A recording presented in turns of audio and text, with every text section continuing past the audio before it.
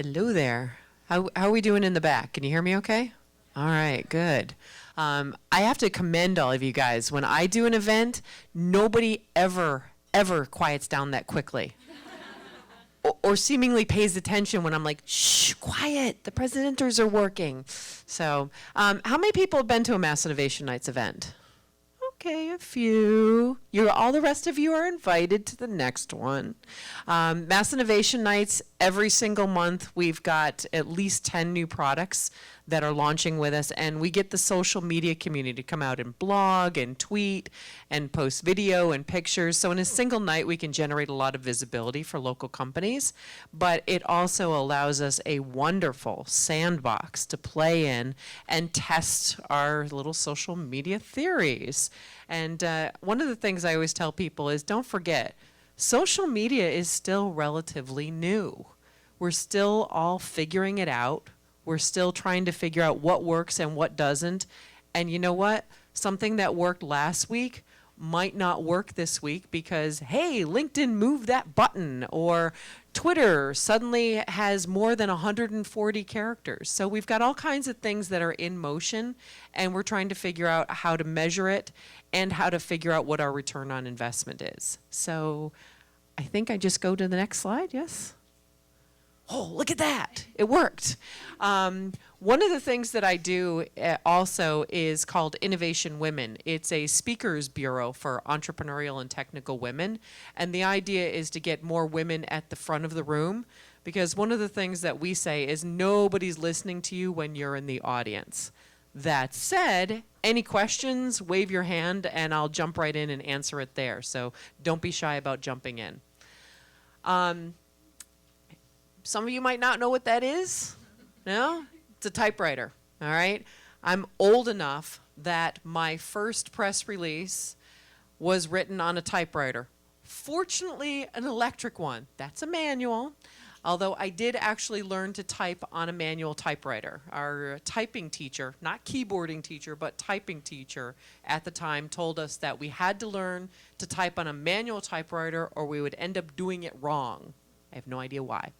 But I actually go back to the era where we were using typewriters, and during that era, we were also doing what we call PR by the pound, all right? Measurement. When we were doing public relations, we had a very difficult time showing clients how we were providing value and how we were providing our return on investment. And we would clip out articles, yes, with a pair of scissors, and lay them out, usually on the photocopier, and attempt to create the thickest clip books we could possibly create, specifically to show the client what value we were generating. There were also a lot of trips at the time into Harvard Square to go to out-of-town news to pick up publications that we didn't happen to subscribe to, hoping we would be finding clients in them. On the marketing side, marketing awareness. So what we were doing was we were starting with, we want to make everyone aware of our clients. And hey, look, more awareness. And somehow that awareness would magically translate into sales. So oftentimes on the marketing side, we would have a lot of difficulty actually showing the connection between what we were doing and what was happening on the client side in terms of their sales. Now, the holy grail, as everybody knows it, is connecting what you do to the actual goals. So we start out with our clients in terms of what we work with them on is we start out with a goal, then we have a strategy, then we have tactics, and then we do measurement. And if we can't measure our results, we can't show the clients that we were achieving the goals they had. So we work a lot with clients to figure out how we can get from our work to their goals. Back in the day, we had a lot of difficulty creating that connection. One of the things that we used to do was we would hand the receptionists forms to fill out. Every phone call that came in, of course, this is before the web, there was no other way to connect with the customers, is filling out a form. Where did you hear about this company? Where did you hear about this product? And back in that era, a lot of the magazines sounded the same. You had PC Week, you had PC Magazine, And you had to rely on people's memory. Where did they read about it? It was really interesting when you'd get somebody telling you that they read about your product in a magazine that either A, didn't exist, or B, you never were in. We got that a lot. So our ability to actually connect what the customers were doing to our work was pretty slim. If you were working with a public company, and I was at the time, I worked for Cognos and for PTC, sometimes we're actually able to do some correlation between what was happening on the public relations and marketing side to what was happening in the stock market. So we would actually plot out what was happening on the stock market and what was happening with our coverage. Occasionally you could make that connection, but it was very difficult, which also meant that sometimes it was really easy to say, oh no, there was nothing that we did that caused that big dip right there. So today, I have to admit, I always feel like we are so lucky. We have all these wonderful digital tools that enable us to make that direct connection. How many people use Google Analytics on their websites? Okay, yay Google. Google Analytics, for one, is a fantastic tool, enables you to see right where a potential customer or a potential client is coming from to your website and track it right back. I can actually see if they came from a specific tweet or a specific posting on Facebook. So these digital tools are allowing us to be light years ahead of where we were. So this is actually going back to that connection I was talking about earlier to the stock market. Something's going on lately with Chipotle, right? Just a little. This is a social media sentiment dashboard. It's usually in real time. I just took a screenshot of it a couple days ago, so you could check it out. I'm not sure how well everybody can see it here. Let's move around. But something was happening right here. I don't know if everybody in the back can see it, but there's a big spike.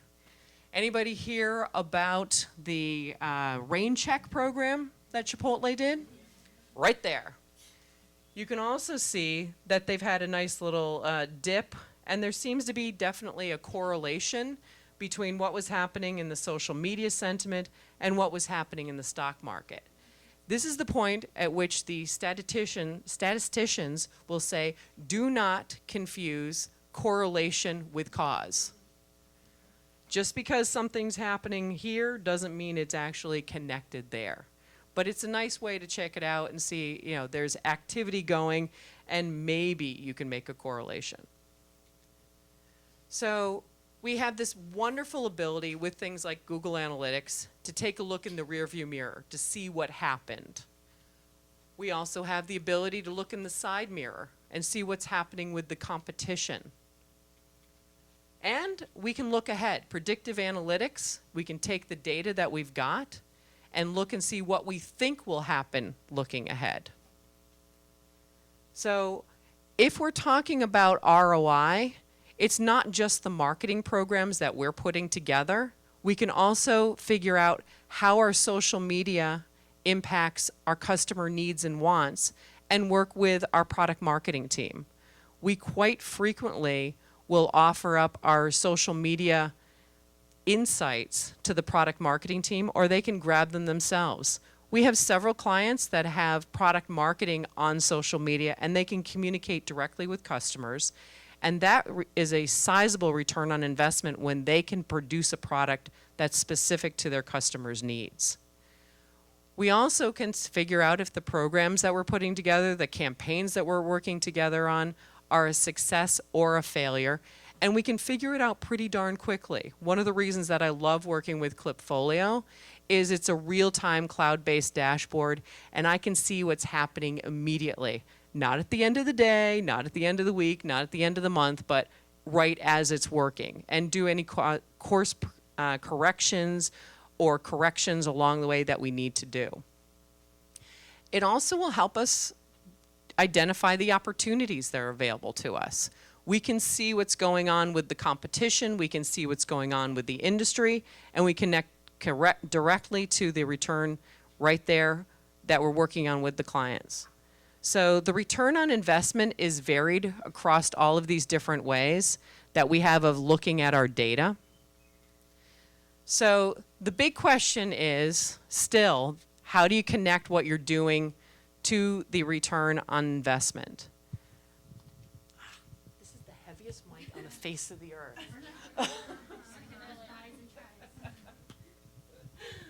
So, as I was saying, before I get distracted with the heavy mic, one of the big questions is still making that direct connection, and often that requires a customer relationship management tool.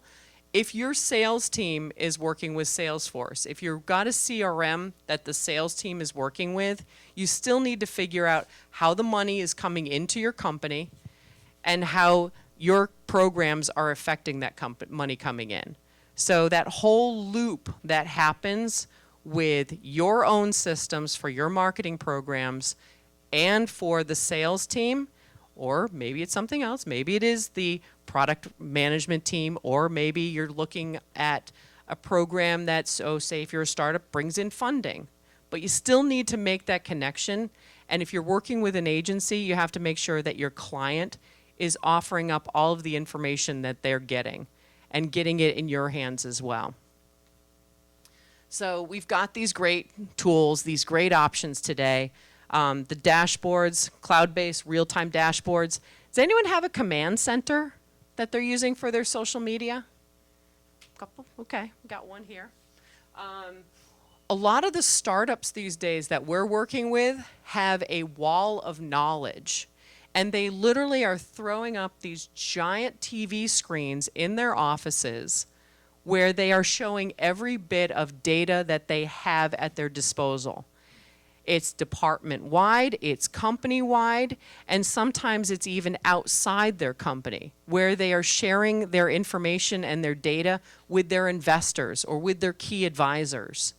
And these walls of knowledge make it so easy to look up and see at any given point what's happening in your company and seeing where you're impacting stuff with your social media campaigns. So on that, there was another slide, but don't worry about that. With that, I'm just going to leave you with kind of two quick questions. In other words, to get to the next presenter in the panel, okay? How are you connecting what you're doing in social media with the sales team or with the other people in your company that are deriving value from what you do? And how are you making it super easy for everybody in your company to get access to the data that you're producing? Because the tools that are too tough to use never get used. So think about how you can make it as easy as possible for everybody to use these tools. So thanks.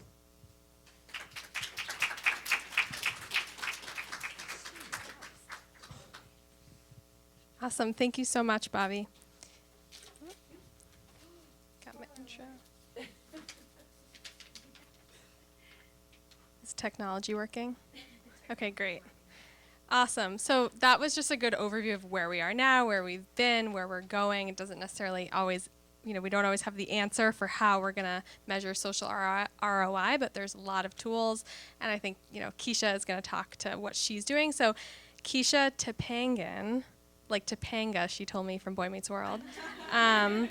She is digital and social media at Houghton Mifflin Harcourt. It's kind of a lot to say. Which is a global learning company serving 50 million students in 150 countries. So HMH is also home to a huge library of celebrated literature and iconic children's characters, including J.R.R. Tolkien's Lord of the Rings and everyone's favorite, Curious George. Who watched Curious George? Anyone? That's like a really hard thing to say, Curious George. Okay, cool. HMH also recently introduced a brand new app for young learners and their families called Curious World, which is a Netflix for kids. That's pretty cool. Featuring over 600 games, videos, and ebooks. And tonight we're going to talk with Keisha about HMH's latest social media initiative, which encourages folks to share inspiring learning experiences of all types through social with #SparkAMind. So this is actually in progress right now. Keisha will talk about, she just launched it. She'll talk about kind of how she sold it in, how she got everyone on board, how she's working with different units, business units on the team. So we'll let her take it away. Hi. Oh, this This is kind of heavy. Okay, we're getting a workout today. So before we get started, I think what I would love for everybody to do, because I think everyone is on their phone or laptop, is think of a story, a quote, a person, a book, could even be like a workout, that has inspired you at some point in your life, and tweet it out on Twitter. Go. So this could be anything. For me, it was I think I scheduled a tweet, obviously. I think it's a Yoda tweet, so do or do not, there is no try is like my mantra. Oh. Hello? Oh, okay. All right, so is everyone good? Did we all tweet a hashtag using Spark of Mind? Some stories, some nice inspirational things. So if everyone in this room did that, we all would have just donated 50 books to early learners. Shoot. Doing it. Awesome. So easy enough, right? So this idea of using social or tweet to give or social sharing to give is not a new one. We all know that. But what makes it really special for HMH is that our core business and mantra is, oh, let me get this right, changing people's lives by fostering passionate and curious learners. So this idea of sparking a mind, sharing stories of inspiration is something that's so native to us. And so we wanted to think about how are books changing people's lives and how we can continue to support organizations that continue to do this for early learners. So before we get into all of the other things, we wanted to take a step back. So this is the end result, right? Spark a mind, hashtag tweet to give, fantastic. So how did we get here? Admittedly, our team did a lot of research. We realized that we had over 80 social accounts at HMH across all of our brands. So that includes Vines and Pinterests and everything that you can imagine. I think we're still finding social accounts now that are popping up. We also realized that we needed to have a better grasp of what our key stakeholders were focusing on. So we had very intimate meetings with them in discussions of what are your salespeople doing? What are the platforms they're actually looking at? Where are their consumers and potential customers? And then we looked at, I think the most important thing is our audience. We thought we knew our audience. And as we continued to dig, there were so many segments of our audience that we were like, oh, well, you would think all teachers are on Pinterest. Yes and no. So we got into what they were doing, where they were doing it, and then also how they were doing it. So that brought us to one opportunity. So we needed to develop one overarching social and digitally led brand campaign that made sense across all of our brands. So our brands include Curious George, but we also have Carmen Sandiego. We have Oregon Trail. We have Curious World. We have Channel 1 News is also part of HMH. So imagine all of that. What is our brand impact? And I think the fact that some of you guys actually lit up and realized that HMH owns Channel 1 News is exactly why we need this campaign. So objectives, we had a lot because we had a lot, to do. We had humanizing the brand, we had raising awareness, we had driving engagement. And then beyond that, how do we get people to genuinely like our brand? So that if we do the soft sell in the beginning and want to have that hard product message later on, it's not going to push people away. It's actually going to make them, oh, they gave me 4 or 5 teaching resources that I really loved. I trust this brand. So we had a lot to do. So how did we get to where we are? So our team, this is the fun part, I think, when it comes to social strategy and building a campaign, is that one moment when you realize what your campaign is. And for us, we actually were like, hey, why is this guy blue?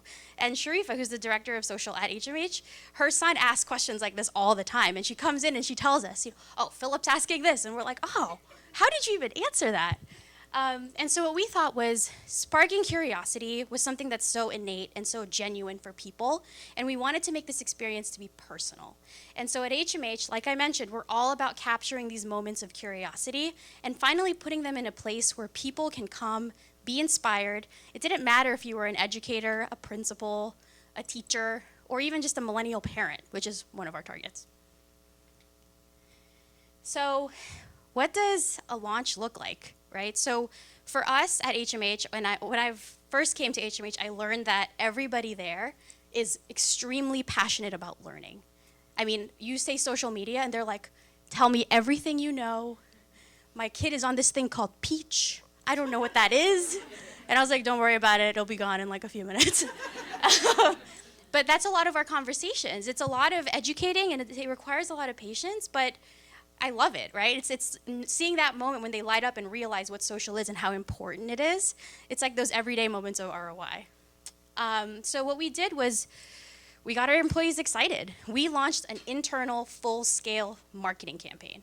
You would not talk to one of the 5,000 employees at HMH without them saying, okay, how am I going to do this and ladder up to Spark a Mind? And that was probably the best position to be in. So we gave them emails, we talked to them, we had one of our executives actually do a webinar introducing Spark a Mind across the entire company. So that was streamed in Dublin, that was streamed in California, everywhere. And then on top of that, you know, I mentioned that we spoke really, really closely with our key stakeholders. We were like, okay, salespeople, what do you need? And they're like, I need a PDF that I can print in 5 different sizes. Done. So we had all of these assets created for them that had the hashtag, that came with speaking points. And so if you're at a conference with 5,000 people, someone came up, what's hashtag Spark a Mind? Let me tell you, everybody was prepared to speak about it. And that was extremely valuable. So I'm sure everybody in here knows how important it is when you're on social that wherever you click, if it's a link, it's driving to a destination that will give you additional benefits, right? It could be more video, more content, more PDFs to print out. And so this is what we did. We created a responsive, dynamic, living and breathing website. We had at the very top, you know, a link to our nonprofit partner so that people knew that we were pretty serious about this book donation piece. You know, we talked about our blog because our Spark blog is something that humanizes our brand, so that helps us in hitting one of those objectives. Secondly, that middle part in the area is actually the star of this landing page, right? It's that mosaic where if you come today and you come tomorrow, completely different experience. And you'll see things come in from brands, from influencers, from us, mostly a lot of us all the time. And then you have the Spark tracker. This is one of our favorite things, right? So we can come here and say every single day, this tracker will go up. That's actually the amount of books we've already donated. And a lot of that came from internal excitement. People are already at conferences this week. We have like 4 or 5 conferences a week. So having those assets ready to go, they were ready to launch before we were ready to launch, which was, again, a great position to be in. And then at the very bottom, I talk about how we build that trust with people, right? We talk about how this is something that every business unit across HMH needs to see value in. This is their area. So these are little units that we frame under how to spark a mind. So all of these provide resources to a parent, to a teacher, and help them give content and ideas to do in the classroom with their parent or with the kids, and also just in general. So if you want to learn about Curious George, you click through there, it actually brings you to a Curious George experience that has over 100 printables to play with your kids. So it's a soft sell, but I think it helps, again, humanizing that brand and making people see us as a resource that we're always going to be. And then that stuff is going to be rotating. So we'll have new content every few weeks with new information, new resources, new tools. So this landing page is really for the teachers and our audience. So what does it look like so far? So for the first time, all of our brands are tied together in one hashtag. So you can see how Curious George is sharing his knowledge and his love for reading. You can see how our trade team has actually tied a book's release into this campaign. You can see how early learning below is, again, tapping into that audience and knowing that every single time a single time the hashtag is used, a book is donated to an early learner. So we shifted all of the messaging and we provided guidance to all of these teams to help them understand that this is for them, right? So we talk about sparking a young mind, sparking a scientific mind or a mathematical mind. So the response from our employees and key targets are also pretty positive. So that's me and my parents saying what's up.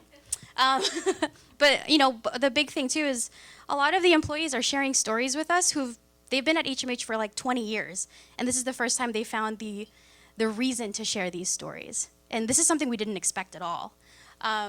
We have the parents that we want to hit so hard with, look at all of the resources we have for you.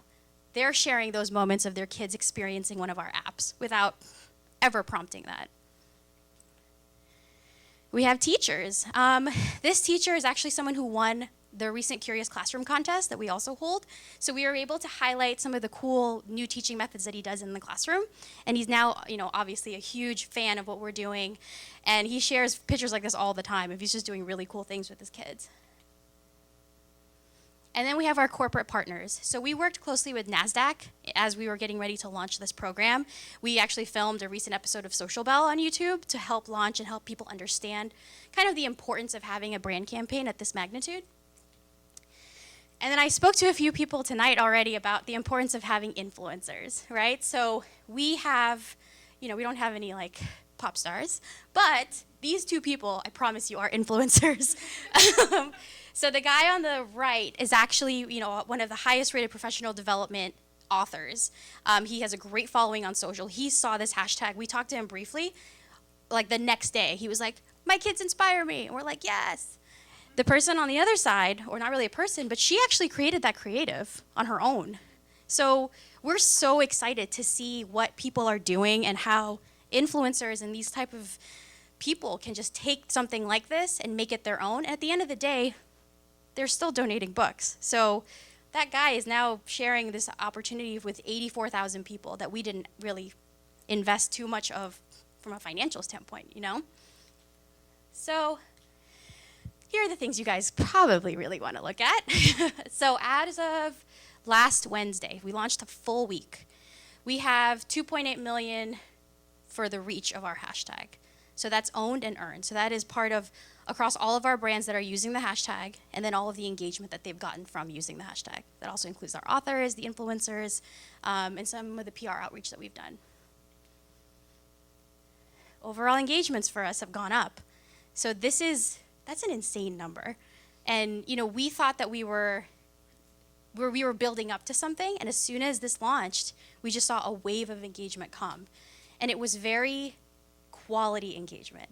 This isn't like, retweet this. It was people sharing very, very emotional, motivational, and inspirational stories. And they're continuing to do that now. And we already have donated over 2,000 bucks.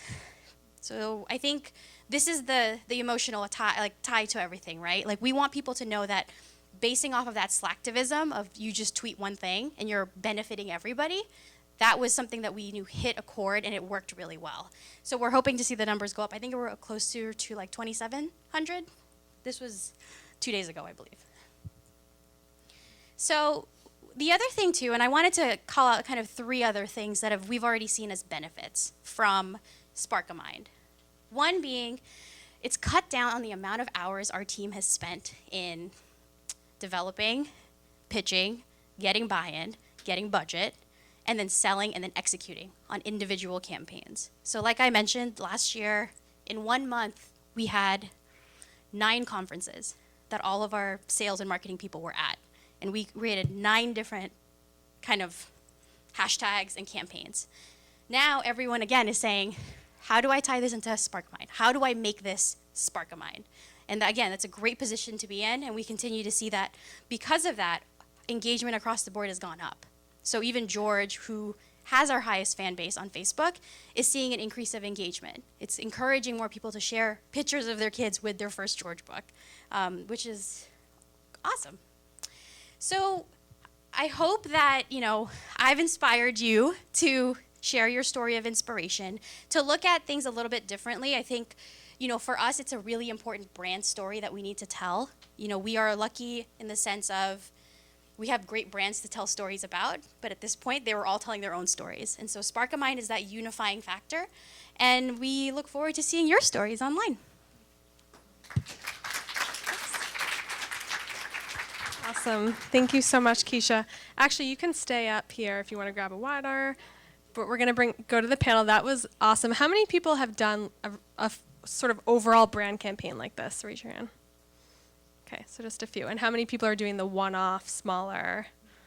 Yeah, totally makes sense. And even at Dunkin' Donuts, we do smaller things, but I love that this is sort of an overarching campaign that brings in employees, authors, influencers. So just, I think this is something that everyone can work to build up to. So that was really great. Thank you. So if all of our panelists can come up to the stage and take a seat at one of these chairs.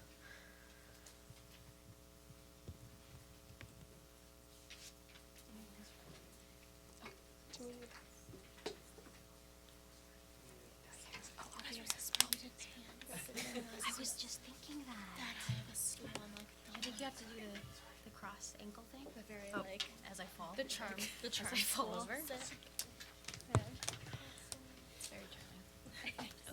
All right, I got the rolly chair, so if I roll away, you know why. Awesome. Well, we're really excited. Those were two great presentations to kind of set up kind of where we are with social media, give an example of a campaign, which I'm sure we're all always working towards. But now we have this awesome panelists that will all talk to social media. I'll ask a few questions and then open it up to you guys. So if you could all go around, say your name, where you're from, and a little bit about your company, just very quickly, and then we'll get into questions. So hi, my name is Janessa. I work here at Sapient Nitro. I work in the strategy department, so consumer insights, and primarily my involvement with our social team. So I'm not necessarily on the social team, but I collaborate with them day in and day out early on in our process and more towards the end of our process of did we achieve the right objectives for whatever it is that we're trying to do. So I told you about the one company. There's actually two others. Carlton PR Marketing works almost exclusively with startups and small companies, and Innovation Women is a speakers bureau for entrepreneurial and technical women. And you already heard about Massimo. Thank you so much. Oh, it is so heavy. Oh my goodness. No. Hi guys, my name's Erin Cushing. I work for a company called People Fluent out in Waltham, Massachusetts. We are an HR software company. And I wear several different hats there. I run our analyst relations program where we work with industry analysts to kind of get validation of our products. I also run our social media and our blog platforms. And I'm also launching a market intelligence program where I'm creating original research to kind of give even more value to our prospects and to our customers. Excited to talk to you all. Hi everyone, my name is Chelsea Hunterson and I work for a company called HubSpot in Cambridge, and I am the social media manager in charge of pretty much everything social media strategy related. So whether that's putting together campaigns, whether it's demand gen on social, whether it's working with our regional social accounts to actually help them build up their social presence, that is what I do. Hi, I'm Keisha. Just met everyone. I'm the social strategist and manager on the HMH's Social Media Center of Excellence team. So we oversee what everyone is doing on social. We try to provide the education. Employee education is a huge part of our goal right now. And we are actually using Spark a Mind as a way of getting people interested in becoming more educated. So, and you guys know the brand story, but yes, there's a lot of things going on, but it's super exciting. Awesome. Well, thank you so much, everyone. And again, my name is Melanie Cohn. I'm the founder of Young Women in Digital and the social media manager at Dunkin' Donuts. So I'm just going to go right for it and ask the question. So social media ROI means a lot of different things at a lot of different organizations. So often it's linked to direct sales. Oftentimes it's directed to listening tools or crisis management or engagement. So what are some of the important metrics at your organization that you're able to sell into your executives right away and say, these are our top metrics that we're looking at? So we'll start with Janessa. Okay, so for me, it's often about what are we really trying to do with our social team, or what is the original business ask. So it's often, sometimes it's engagement, but oftentimes it's really like what are our end customers trying to do with that content. So in the case of nonprofit consulting over the summer, we were working with them in the case of they wanted people to be able to actually put into use their social content and such. So we were looking at how are they taking our content and kind of sharing it, what she was saying earlier about how are they replicating our content, how are they making it their own and using it for their own platforms was a big thing. So it's sometimes our traditional thing, but it's oftentimes what is the end business result that we're trying to do for me. Pretty much for every single client, they've got different goals, so we are measuring different things for each client. For Mass Innovation Nights, what we're doing is we're measuring the results for each of the individual companies that are launching with us and seeing what works and what doesn't for them as individual companies.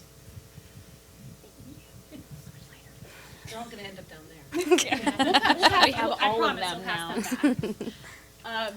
So my answer is going to be a little bit different. It's always exciting to hear about agencies because that's where I first started. But as a B2B firm, the task that I'm really given with our social media is our end goal is really branding is great. If you can improve our brand engagement, that's fantastic. How we as a marketing organization are measured is by how many marketing generated leads you can push into your pipeline. How many leads can you, through your marketing programs, then pass off to sales that have been nurtured enough that when sales picks up that phone and calls, that they have a real chance at success. So my metrics are a little different in that it's inbound traffic to our website and to our web properties where we capture and collect prospect data. And that's really interesting for me. When I came on board at People Fluent about a year ago, we really made this transition from a really branding-centric social media thought process to a really demand generation-based one. So I kind of led that charge. So it's interesting to see how it pays off. We have smaller kind of campaigns and programs when we have user events or that sort of thing where we have a much more different engagement and branding-centric focus. But for us, it's really about how many people can you get to the website, how many of those people can then convert into a lead, how many of those leads can we then pass to sales and make a real chance at making a sale there. So similar to what Erin said, we're also B2B, so we operate in kind of a very similar mindset. Yay, B2B. Anybody else B2B? Cry with us. Yes. There we go. Let's all talk after and cry and laugh. So B2B, we also are focused on leads, which is really our bottom of the funnel metric. When I first came on board, we were like, great, at the time we had 2 people. We're like, great, we can measure 6 things. We can look at leads and traffic and followers and all of these things. And a very wise CMO basically said to us, don't do that. Pick one thing and go big on that thing. So what we started doing was actually just focusing on leads, but the way that we think about it is a funnel. So if our end result is a lead, if we're not getting the leads that we need, what's broken there? Do we not have enough followers? Do we not have enough traffic from those followers? Do we not have enough people clicking? Where do we need to look? So on a month-to-month basis, we're really only looking at the leads metric, but we are kind of looking at any other point along the way to see if there's something we need to fix that we can improve. And the other metric that we measure that's really kind of cushy is something that we call EV, or enterprise value, which actually has 0 way to measure at all and means nothing. But what that means is we are trying to be as likable and as forward-thinking of a company as we can. So if I go back to our CMO and I say, hey, like, this Instagram thing is not going to get us any leads, but I think in the future, if we're going to be the best company at B2B Instagram, we really need to give it a shot and we need to see what we can do with it. As long as we can make sure that we're making the right allowances on our team, occasionally we'll pitch things like that, and that's more of a one-off thing, but occasionally we also will measure EV. So right now, our focus at HMH, we're very young in the sense of social, I would say, is brand, right? So for us, we have so many brands. When you say HMH, people will say, oh yeah, I think I had a textbook, maybe? So we, for us, are at a level where we want to focus on getting people aware of our brand, knowing the full offerings, getting that brand affinity. I mean, those are all really fluffy words, but they're really important because before we want to start talking about specific products and driving specific business goals, people have to like us first, in every sense of the word. So that's where we are now. And I think on a day-to-day basis, we look at things like mentions, obviously, engagement, sentiment, and then because we have so many competitors, I mean, share of voice is very important to us too, and we look and track very carefully when things are peaking, because for us, things don't peak very often. So when things are spiking, we want to be ahead of it, either if it's good or bad. So right now we're at that phase. I think obviously in the next even this year, things could change drastically, and we could look at, broader base, what does it mean for specific metrics and what does that impact on the business. But right now we're little brand babies, so. No, those are all really good and very different. To follow up kind of on what Keisha said, how you track sentiment and share of voice. For maybe I'll ask sort of Keisha and Aaron, we'll pick you two. What tools do you use for social listening, social measurement? Sort of what are you seeing? I mean, there's so many different vendors in the marketplace. What has bubbled to the top for you? So I will say that across my past experience in working in social, current one, the one tool that has consistently come up and has been my trusted tool is Sprinkler. So we use that across the board. We have over 20 practitioners at HMH who are in the tool looking at stats, analytics, everything. And we've gotten them to the point where, if you look at Sprinkler right now, it's at first glance, it's a lot, but it's so much valuable information that it actually has helped us educate internally. Because when they can see the numbers and see what those numbers mean, it helps us in getting them to understand why what they're doing might not be working. So Sprinkler has been my go-to for social and listening.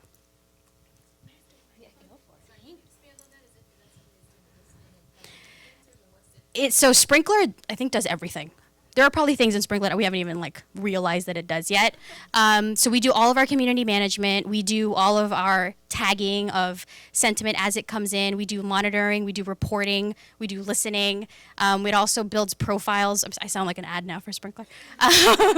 It builds profiles for our top detractors and top, kind of advocates on social. But again, it's pretty smart because the more we use it, the more it realizes what we're categorizing as good, bad, or neutral. So that's where the time we invest in it has been a good return for us. I kind of want to use Sprinkler. We'll talk later. I can I'm connect you with some people. I'm going to go home and be like, can I please have some money and get some Sprinkler? I feel like I am not at all unique. I have a feeling I will get a lot of nods in the room when I say when it comes to social media, I am a team of me. There is no one else. So, How many teams of me? Raise your hand. Yeah. guys, we're so strong. I'm so proud of all of us. But it really does make a difference when you're dealing with a limited people resource. And oftentimes, even with social media, it's not your only priority, or it's a lesser priority to other things that you have that you're responsible for. Things that are a little bit superfluous might be your ideal, but you'll have to put them in the background. So I inherited a system when I came in. It's Sysmos. It's extraordinarily powerful. It's very, very, very cool. It's a very intense social listening and social sentiment system. When we were really, really concerned about branding, that was a great tool for us. When we switched our mindset a little bit and we put branding as a backseat and we wanted to do more demand generation, Sysmos is awesome, but it wasn't helping me track where people were coming in and where people were going. So I had to kind of ratchet back on my Sysmos and the time that I spent analyzing the data that came out of it, and I had to go to a more conventional tool. For social media management, I use Sprout. I don't know if anyone else uses it. Guys, it's so easy. It's so nice.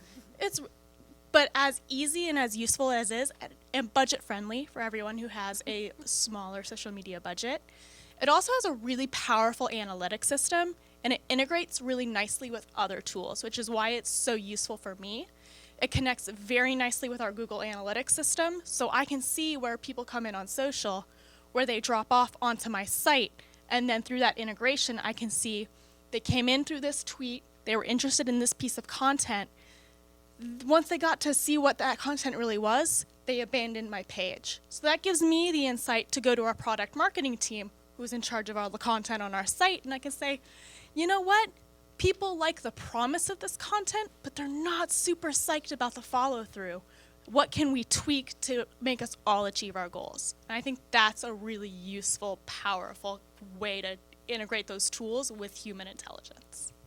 That's awesome. I love that. So kind of going off what you said when you said you brought it to your product marketing teams, I want to hear from Chelsea and Bobby. I'm curious, how have you used social to talk to other business units? Because at Dunkin' Donuts, this is something that we're really working on, is how do we give social intelligence to our business analytics team, our consumer insights team, our operations.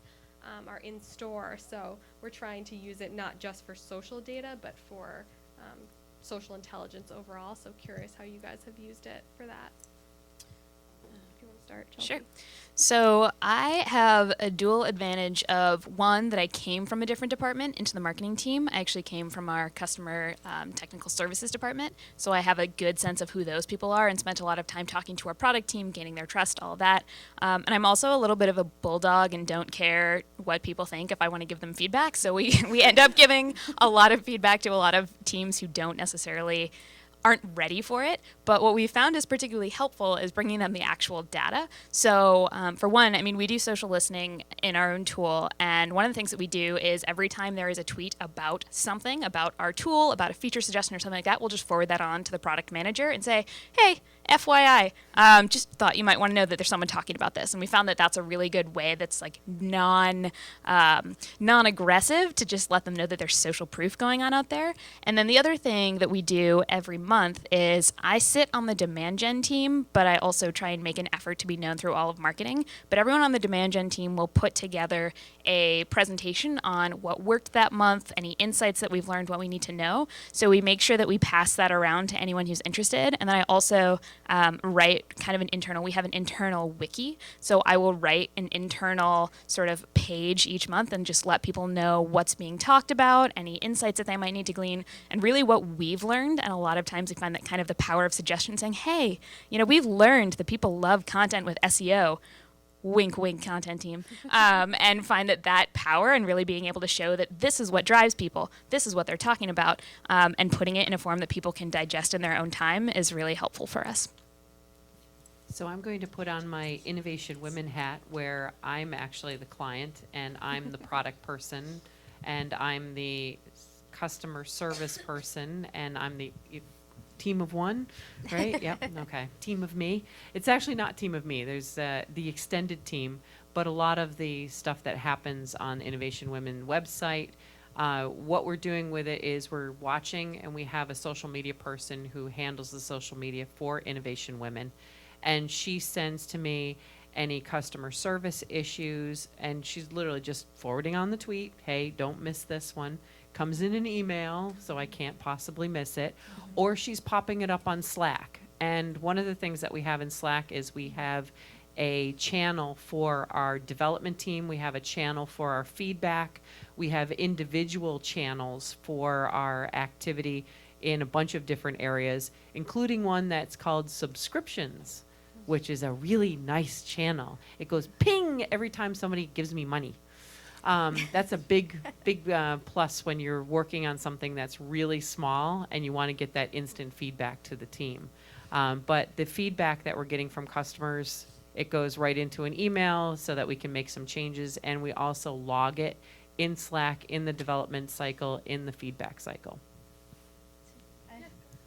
There's something that we do, is kind of going back to what she was saying here, that's pretty interesting. So the combination of both search data and social data can tell us a lot for our content team, especially early on in our campaign development process. So what ends up happening is both our social team and our search team work together.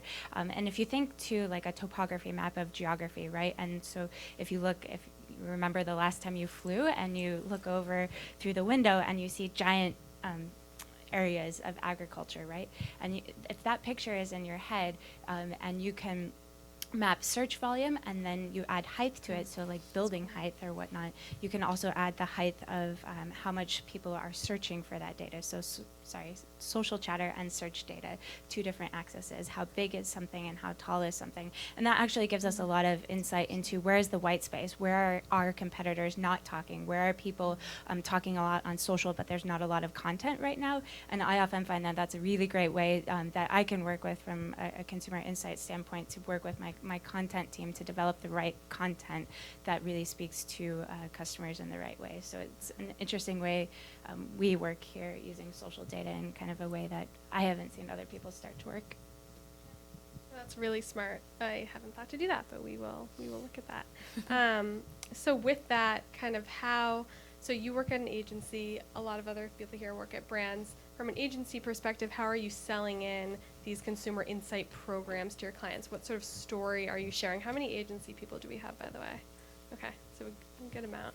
So how are you, from an agency perspective, you're coming from the outside, you're trying to sell certain things in. How can we help the folks here that are on the agency side and the client side sort of understand what your perspective is from that point? Yeah.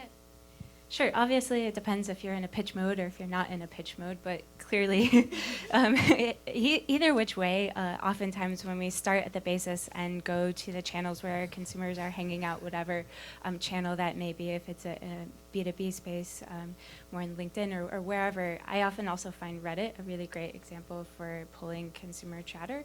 But bringing that into the pitch mode and using that as data. So often when we're in a pitch mode, we go first to the other sources of data, Mintel, Forrester, whatever. But the more we can negate that and really go to where our customers are talking and pull in their voice, it's a lot more specialized and really gets to the value of our social team. So that's often an extension of the conversation of like, oh, this is really tailored and personalized, and we haven't heard this from other agencies. This is really cool and interesting. Well, yeah, because it came from your consumers.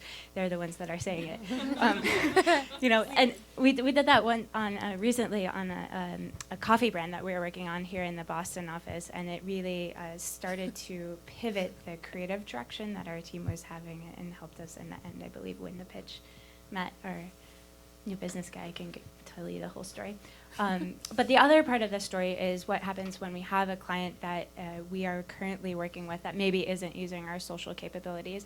And in that sense, it's kind of a very similar thing of, and kind of for a lot of our capabilities here at Sapient, is if we take a current ask that the client is doing and really start to look at how can we expand the content in this particular thing, we might invest internally in bringing in our social team and being like, hey, what is another angle that you can look at this from that we're not looking at, and do that content topography thing, or start to tell us some additional insights or back up the direction that we're already doing. And we'll often just start to bring them in and show the client like, hey, these are the white spaces that we're seeing here and there and whatnot, and that usually helps us.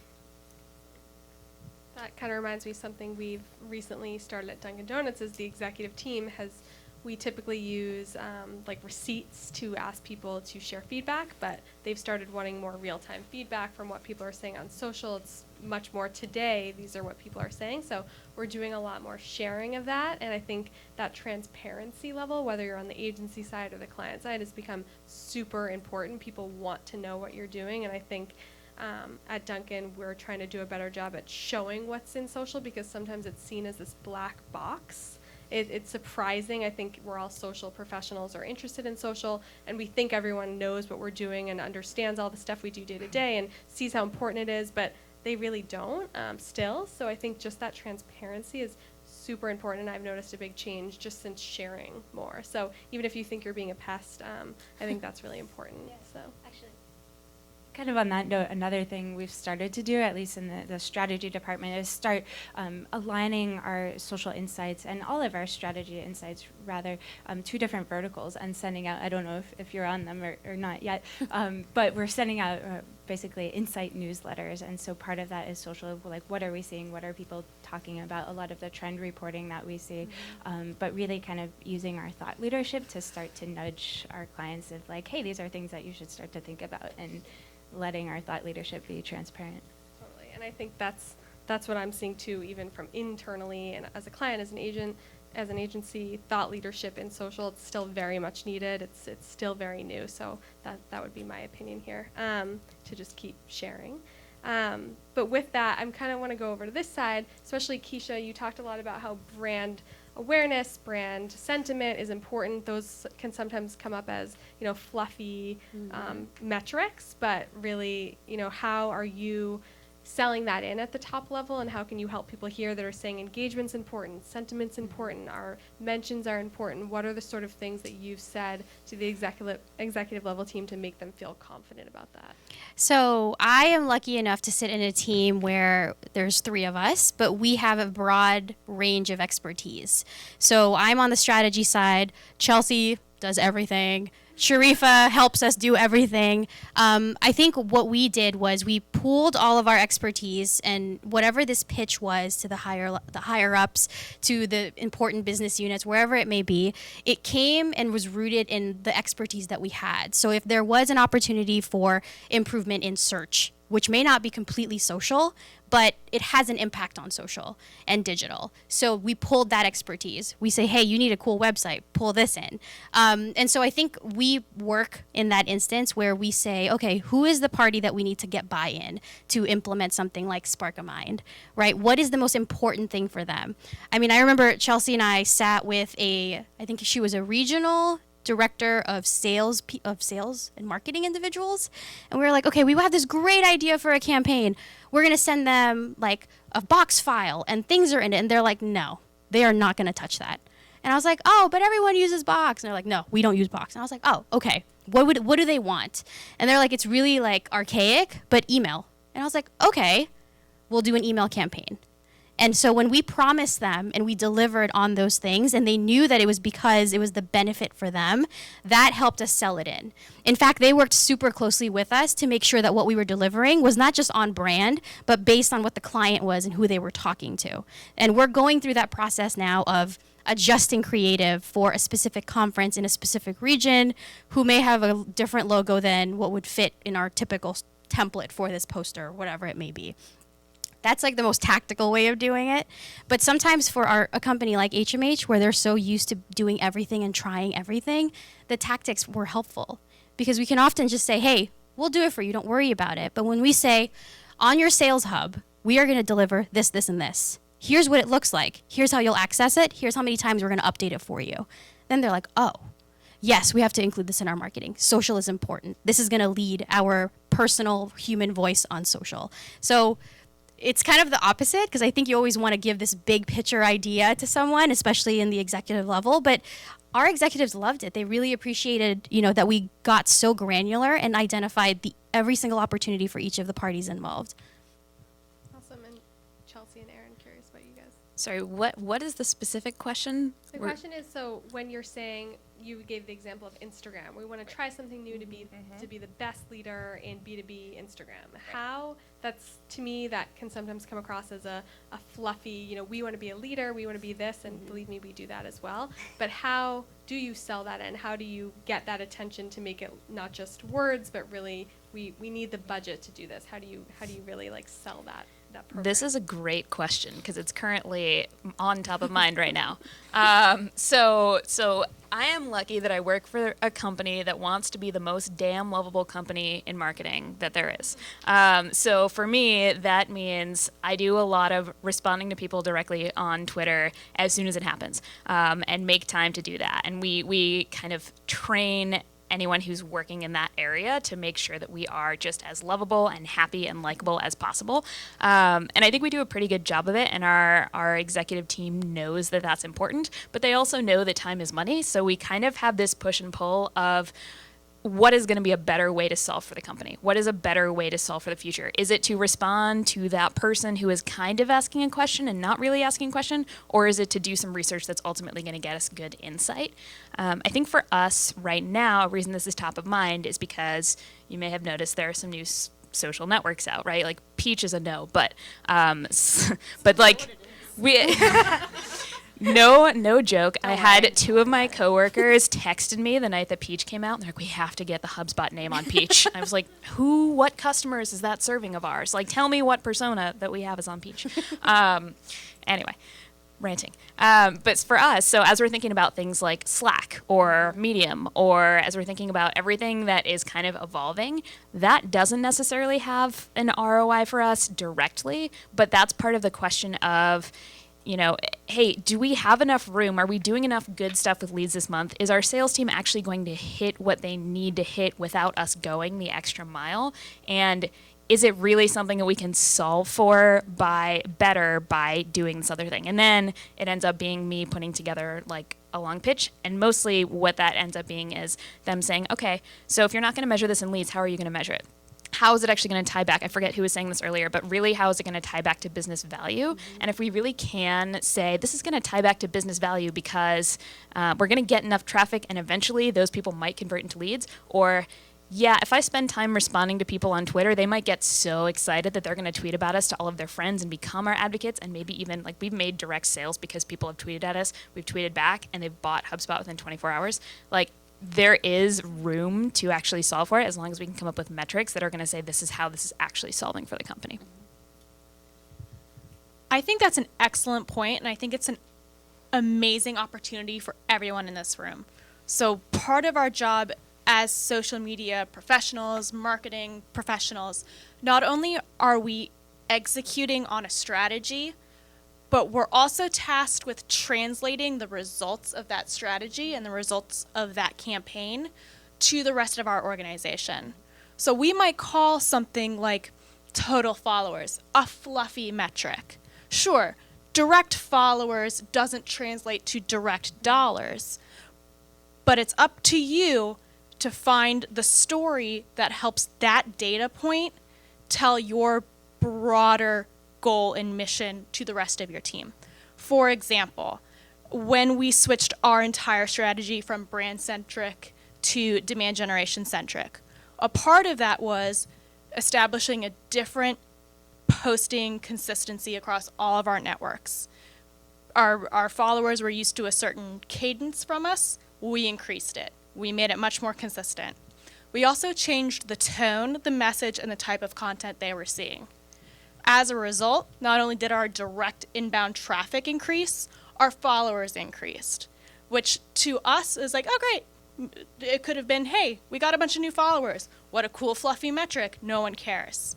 But it was up to us to translate that as we've increased the cadence, but we've also increased the quality of the type of communication that our customers and that our prospects are seeing. They want to hear from us more often if we deliver this kind of quality to them. So that told us, hey, we're on the right track here. This is a great proof of concept for us. We need to continue down this path. Another great point, especially for companies who maybe don't care about being so lovable, but we do care, but we care about making the money. It's about thinking how you can increase your footprint, not just outbound, but horizontally across your organization. I am lucky that I have a humongous, excited sales team. They want to go out. They want to kill elephants. They want to bring in these huge deals. That's horrible. I love animals. Please don't kill elephants. But metaphorically, they want to bring giant trophies in. They want to get these big deals. And they want to use any type of tool that they can. A lot of them are very traditional, from very traditional sales background. They might come in and say, hey, so how do I use the Twitter? Right, we all want to roll our eyes. But from just one programmer, I was like, you know what? I can spare 30 minutes every Monday to sit down, go across our demand generation team, see what type of content is tracking well for inbound traffic, check in with my product marketing team, see what new messaging or what foundational messaging we really need to hit on, and what content they've produced. And I can use my expertise and our brand voice, and I can craft something out of all these elements that I can deliver to our sales team and say, hey, if you use your personal networks, if you put in the 10 minutes it takes to log into your Twitter, to remember your password, to go in, put this on, and then wait and watch and see what happens next, I can't guarantee you, but I can strongly, strongly recommend that this will definitely help you. And to that point, I've had 2 salespeople come up to me and say, I had dead accounts. It was doing nothing. I took the content you gave me, I put it out, and those contacts came back to me. You're like, oh my gosh, I saw that content you put. How interesting. And it reignited 2 deals that we thought were closed lost. We were able to convert to closed won. Oh, hi, hello. Hi, I have a quick question. Please. To increase the cadence of your social media, whether it's on Twitter, whether it's on Facebook, whatever. It was all across. Oh, okay, great. So does that mean you also had a conversation with your content team who was like, hey, we need to push content more and more frequently as opposed to just outsource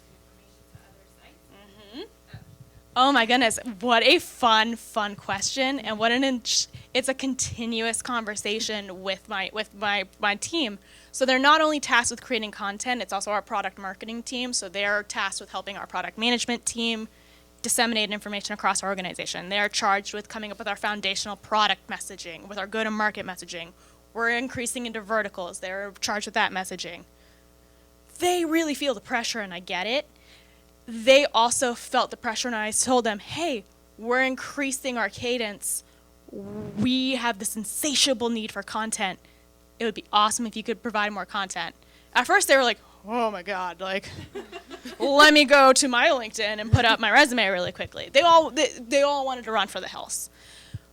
That's also, it's tough as a part of your job to tell them, you need to stay the course. Here is why. This is why this is valuable. And once again, it comes back to that you need to be able to translate your story and your data for them. Because for a lot of them, they're like, what the hell does a blog post do? Who cares? If you can tell them, hey, we use a lead scoring system, when we make a blog post that is this actionable, this long, and it has this many things, the HubSpot method is really nice.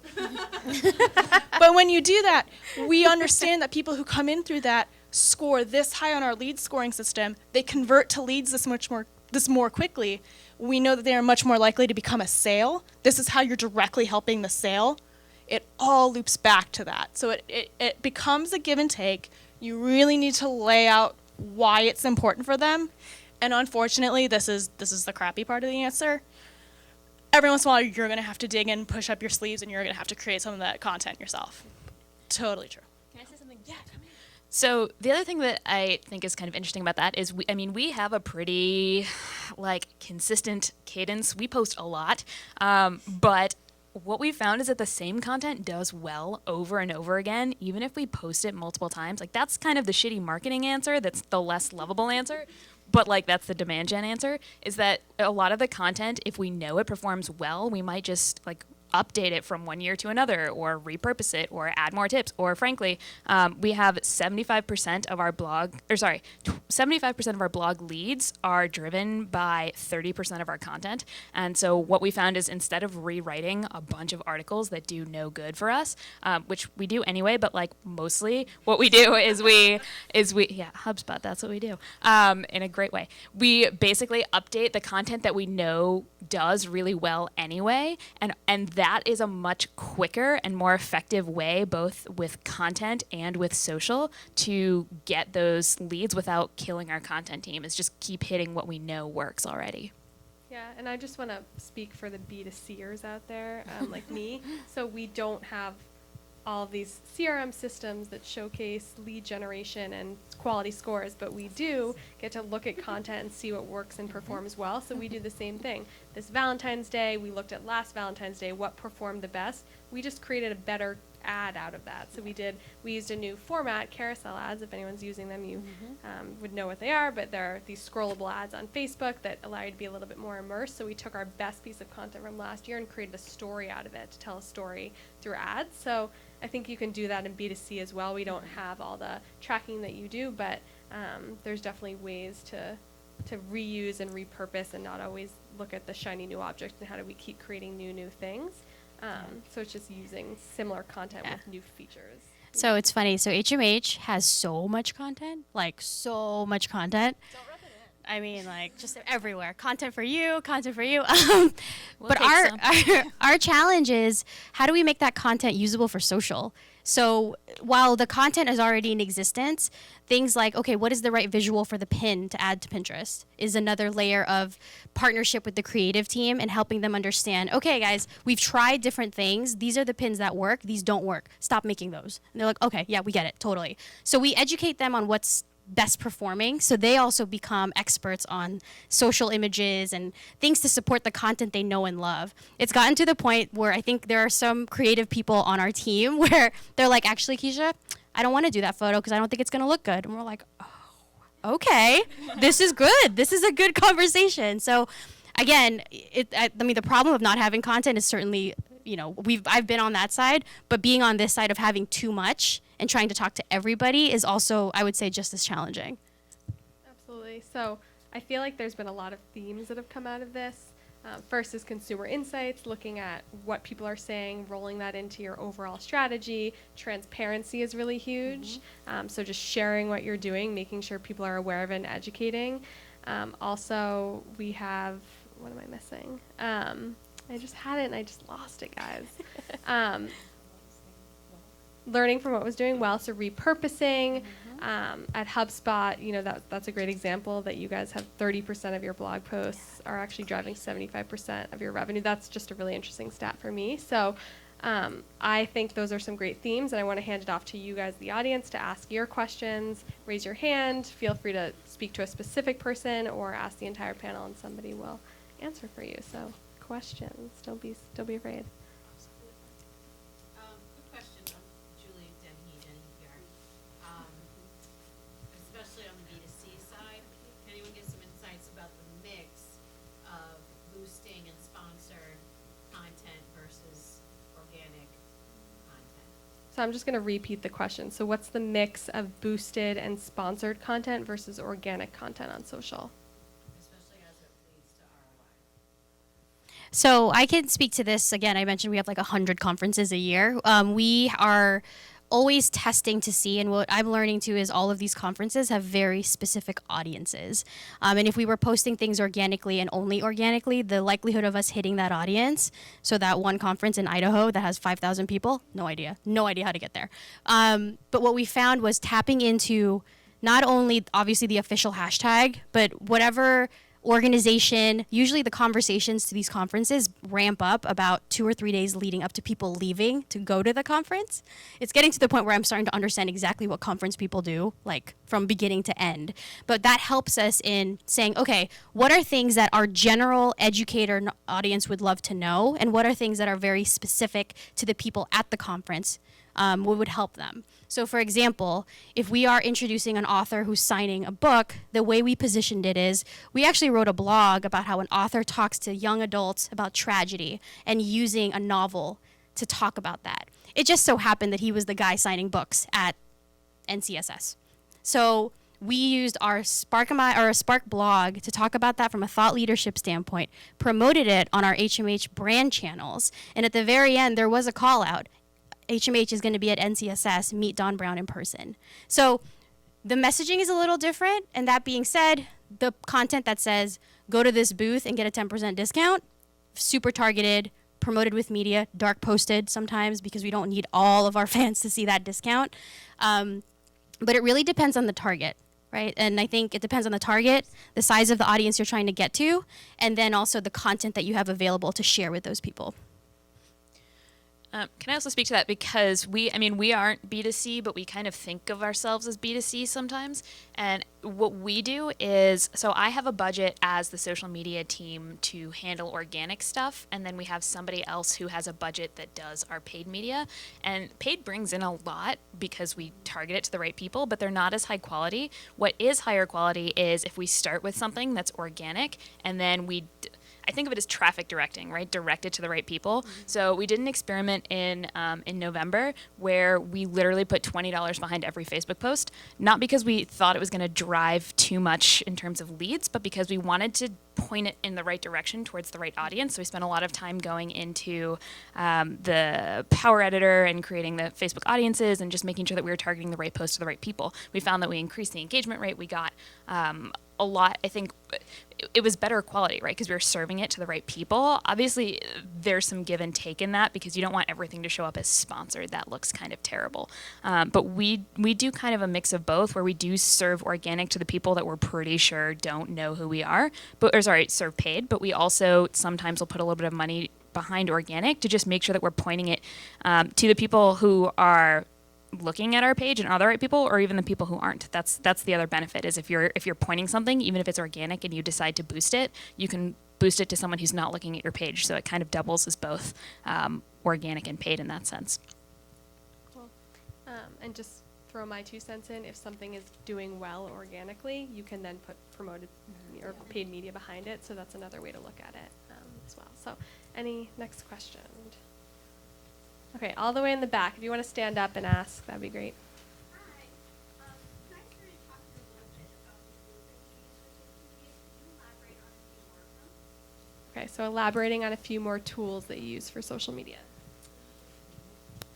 I talked about one of them in the presentation that I used real briefly. We use Clipfolio, and this is not a paid endorsement, but they are a client. One of the things about Clipfolio is it's a dashboard that accesses more than 300 different data sources.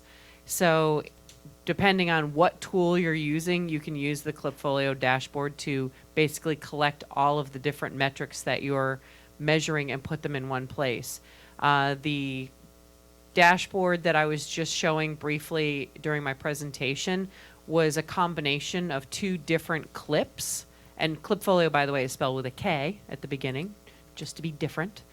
And one of them was using a tool called TalkWalker. And TalkWalker has an awesome free tool that you can use that will basically deliver coverage and different types of content to you based on the keywords that you put in. And the Clipfolio tool that you saw there for the social media sentiment is using TalkWalker. We also use a tool called Gaggle Amp for Mass Innovation Nights, which is a social media amplification tool. And one of the reasons that, I mean, it's great at what it does. It's wonderful in terms of amplifying the messages about all the products that are launching with Mass Innovation Nights.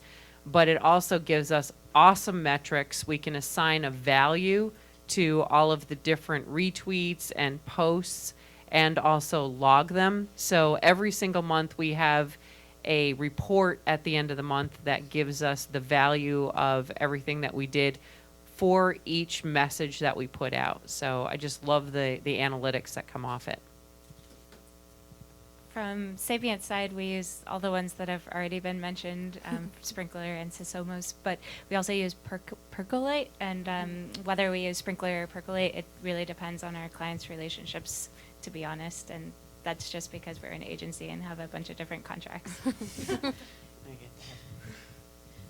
I feel like it's dangerous to say what I use because that will sound like an endorsement. But we use our own tool. We use HubSpot.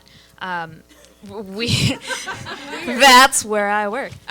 So we do. But I think I think another part of the question is, what are you looking to do? So there are some great tools out there that do things like Simply Measure is a tool that Simply Measured is a tool that I think is really great in terms of zooming in on social media analytics. There are tools like Littlebird that's good with influencers. There's Google Analytics, which can give you some sense of where people are coming from if you're looking in at social. There are tons of other social tools. I mean, Buffer's good for scheduling retweets. Please edit out me talking about anyone I shouldn't be. Don't let people see this. No, but there are really good tools for doing a lot of that stuff as well. I'm just going to be the one contrarian on the group. Be careful when it comes to social media tools. There is so much out there, and this is a pretty broad question too. What tools do you use? Like, geez, we could be here for like 4 days just listing vendors. But at the end of the day, it's one of those things. It's like social media itself as a metaphor. There's so much out there. You really have to learn how to filter to get the content you want. When it comes to social media and social media tools, you need to have a clear understanding of what you're hoping to accomplish with your social media. Your goals should inform your strategy should inform your tactics should inform the tools you use to accomplish those tactics, which should deliver you the goals that your strategy was built upon. I talk with my hands a lot, I'm really sorry. So building on that, the other thing that we use a lot is Google spreadsheets. Literally, because we create a lot of our own story, right? So a lot of metrics that we find are important that other people don't necessarily find important, we'll create a whole lot of our own spreadsheets. And I spend more time than I would like manually entering data because the metrics that we're looking for just don't exist in a social tool. And I'll go into the back end of Twitter analytics, or I'll go into Facebook paid and write down some numbers and calculate some stuff in Google spreadsheets, but don't underestimate the power of creating your own formulas as well. Yeah, I'm actually really with that. Even at Duncan, we do the same thing where I want to tell my own story. I find my own metrics, whether I'm using a tool or going manually. But one thing that we've also started doing is before a campaign, we create the report before we have the actual results. So this will help us make sure that the report is there. It really binds us to what those results are and makes us responsible. So we have this template, we just need to fill in the numbers. So it kind of helps you say, before this campaign happens, this is the story I want to tell, and kind of make sure that you're driving towards those goals. So that's something that I found really helpful, is to kind of create that report before you even start your campaign to really hold yourself accountable. So that's one thing we do. But cool. Another question in the audience? Jess? So I'm gonna ask about budget, because I feel like there's not a lot of it. At least for where I work at Autodesk, which is B2B software company, social is all the way down. So you get money, it's like the last bucket, or it's like incremental. They're like, oh, by the way, it's the last 2 weeks of the quarter, here's $2,000, do something on social. So I'm always trying to push back and be like, well, what's your goal? And then I can try to do a budget. But do you guys have ways you sort of work with your stakeholders about, like, here's what I need from you to be able to drive X results? Or like, how do you talk to your stakeholders about a good social campaign, not just throwing $500 at an ad just for the sake of it? Okay, I'm going to just repeat the question. So All right, Jess that's really long. is from Autodesk, which is a B2B company. They have trouble getting budget for social. So a lot of her, stakeholders in the company will come up to her and ask for, we want to throw this out on social. I have $500. What can we do? And it's all about asking, what's your goal? What do you want to achieve? So how do you guys, when you get other business units saying, I want to throw this out on social, I have a little amount of money, isn't that perfect for social? Which, by the way, at Duncan we have the same issue. How do you educate them and get them to take a step back and look at social as not just this free tool that we can throw anything out on? So I'll let Bobby answer first. It's social media. It's free, right? That's literally what I think every client comes in the door saying, but it's free. Why should I spend any money on social media? How many people have heard social media is free? Yes. There's a couple of things going on. And actually, I'm going to circle this back to one of the earlier questions that you asked about showing value. We actually talk about time is money. And a lot of the companies that we're pitching are startups.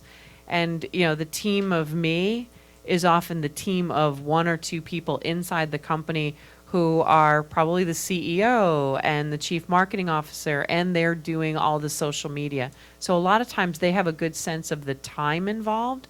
So billing back internally for activity might be something that you think about for your social media campaigns if you're inside a company. I came out of Parametric Technology Corporation and Cognos, so I had some of these issues as well before social media came around, because PR had the same, it's free, why should we be spending money on it?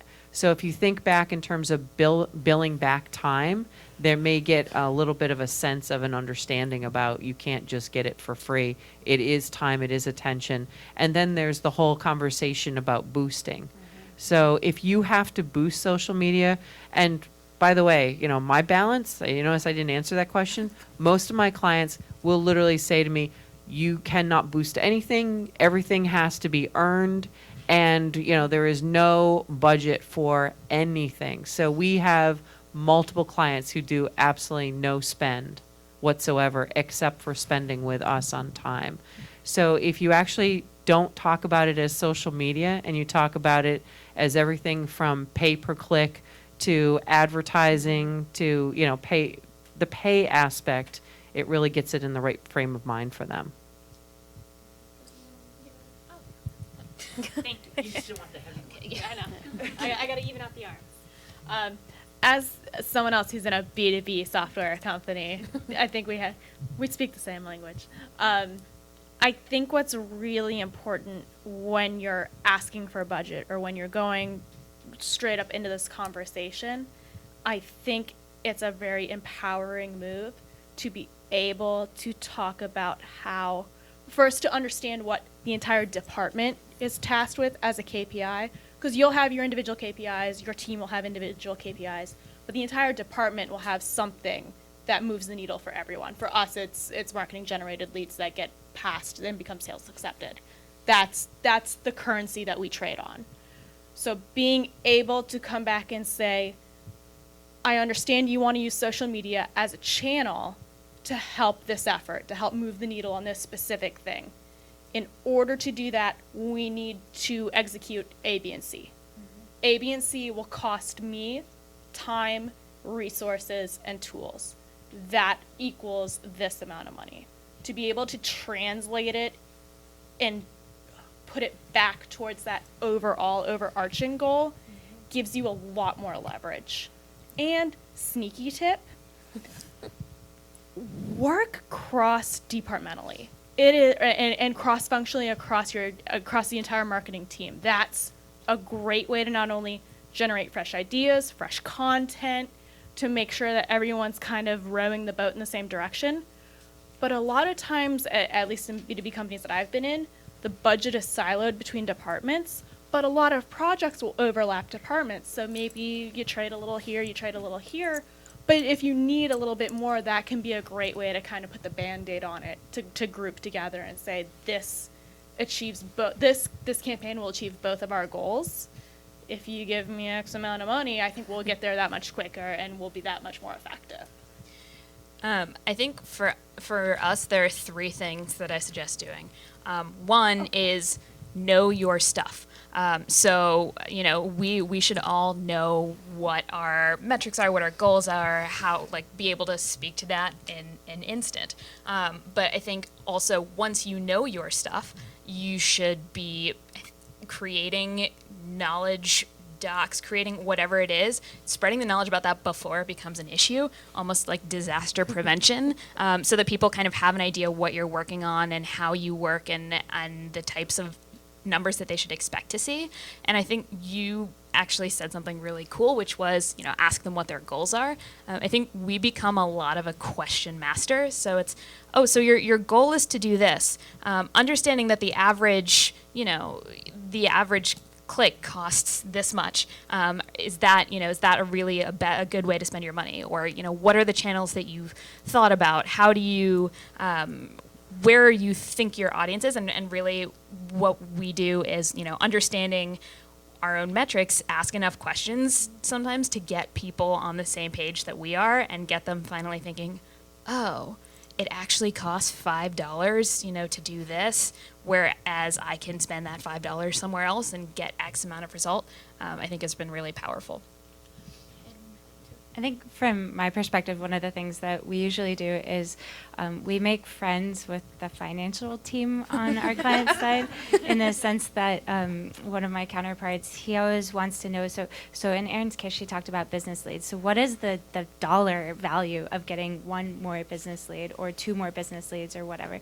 And then if we can estimate the exposure that our work does, now we have a tangible dollar sign to our work. And so I'm contributing to the bottom line of our company. And most of us in here, unless you're like a nonprofit, you're ultimately responsible for your stakeholders, and they care about, are you up or down at the quarter, right? And so in the end of the day, we're responsible for dollar signs, unfortunately. And so the more that we, in general, as marketers, can tie our work to dollar signs and translate any of the metrics that we're paying attention to that, which is where the financial team comes into place, because they can tell you the dollar amount, the more value your work has. And then when that dollar amount is like a little amount and it's $500, it's like, okay, you can go play with $500, because if you're going to tell me that I'm going to get 20 leads and those 20 leads are worth $50,000 in revenue, whoa, that's pretty awesome, because I got a huge return on that. So moral of the story, finances are our friends.